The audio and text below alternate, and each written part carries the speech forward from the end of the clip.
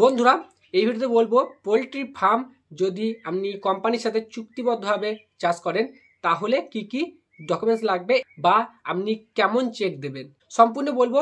সেজন্য শেষ পর্যন্ত ভিডিওটি অবশ্যই দেখবেন। আর চ্যানেল নতুন হলে চ্যানেলটি অবশ্যই সাবস্ক্রাইব করে দেবেন। চলুন ভিডিওটি শুরু করা যাক। কোম্পানির সাথে এগ্রিমেন্ট করার আগে আপনার অবশ্যই একটা ব্যাংকের বই করে নেবেন এবং ব্যাংকের চেকও কিন্তু করে নেবেন, কেননা চেকটা লাগবে। ঠিক আছে, এবার বলি কি কি ডকুমেন্টস লাগবে।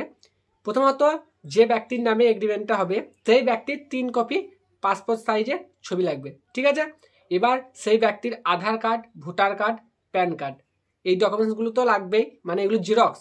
ঠিক আছে, আর জেরক্সের নিচে একটা করে সই লাগবে। এবার আর যেগুলো ডকুমেন্টস লাগবে সেইগুলো হচ্ছে সেই ব্যক্তির ব্যাংকের অ্যাকাউন্টের প্রথম পাতার জেরক্স। ঠিক আছে, আর চেক লাগবে 3 কপি। এবার চেকটা কেমন দেবেন সেটা আমি বলবো, তার আগে বলে নিই আর কি ডকুমেন্টস লাগবে। এবার যে ব্যক্তির নামে এগ্রিমেন্ট হবে সেই ব্যক্তির জমির দাগ নাম্বারটা লাগবে, আপনি জমির রেকর্ডের জেরক্সটা দিতে পারেন, আর একটা মোবাইল নাম্বার, আর নাম্বার যেন চালু থাকে।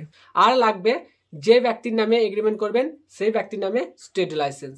আর আপনারা একটা নো অবজেকশন সার্টিফিকেট করে রাখবেন, এটা লাগে না কিন্তু আপনার ফার্মের জন্য একটা করে রাখতে পারেন।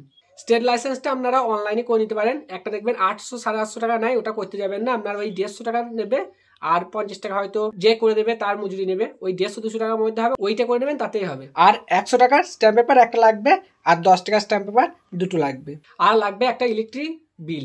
এই সব ডকুমেন্টস কিন্তু আপনার নিজের লাগবে।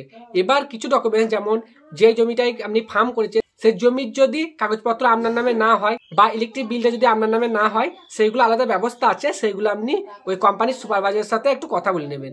এবার চেকবুকটা 3 থেকে 4 কপি নিয়ে রাখে আর এটা আপনার সই করে নিয়ে রাখে। ঠিক আছে, এবার এটা অনেকে বলছেন যে আমি ফাঁকা দেবো না লিখে দেবো, এটা কোম্পানির নিয়ম, আপনার সই করে আপনাকে ফাঁকাই দিতে হবে।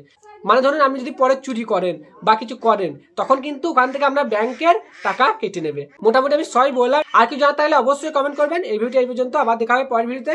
সকল ভালো থাকবেন, সুস্থ থাকবেন, ধন্যবাদ।